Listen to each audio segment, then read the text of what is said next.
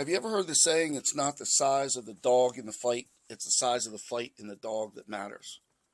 Trust me, sellers, it couldn't be more applicable to real estate agents in 2024. I'm going to come back to that. My name is Dan Parson, and I understand that this is my audition. And although this audition might not be like a lot of other real estate agents, I'm okay with that. I'm not one of those guys. I started this career in 2014, former military, former police officer. And in 2014, it was a buyer's market.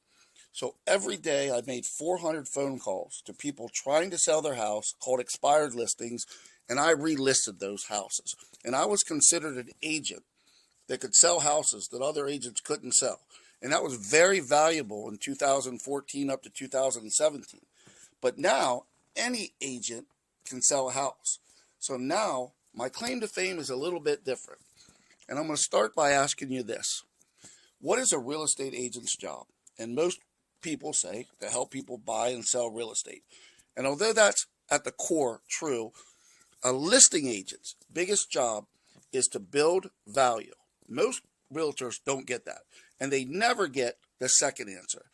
The second answer is the most important. And in my career, I have found very, very few real estate agents that can answer this question. So remember, what is our two greatest job as listing agents? Number one, to build the value of the house, to go through and be able to show buyers who have not a clue what some things are worth, like geothermal or, countless other things, how important that is and how it's going to make their life better and how it makes the house worth more.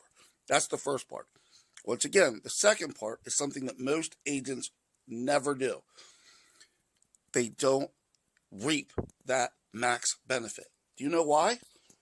Because they care too much about playing nice with other real estate agents. They want to be liked. Believe it or not, most of the people that came through my Leaders Academy don't like to negotiate. I know that's hard to believe. A real estate agent that signs up to be a real estate agent but doesn't like to negotiate. In fact, a lot of them would sooner blindfold themselves and walk across a divided highway rather than make a cold call or have a hard negotiation. I love negotiation. In fact, I'd sooner miss breakfast to have negotiation. And I don't care about playing nice. Some of my reviews will say, Dan is like a pit bull. If you're holding his leash, you're safe.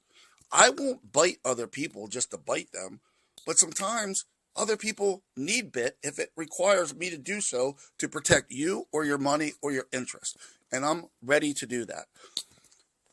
The very last thing I want you to know is if you look at my track record, in 2020, I was named America's top team out of 1.4 million real estate professionals.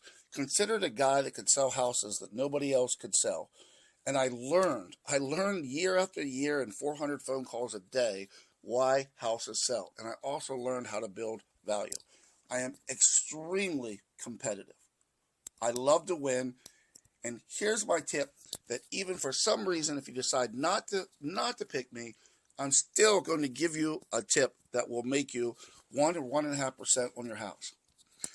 If in the event you get multiple offers, in this environment you will, 98% of people, when they get 6 or more offers, will just take the best offer. Mr. Seller, this is a great offer. I think we should just take it.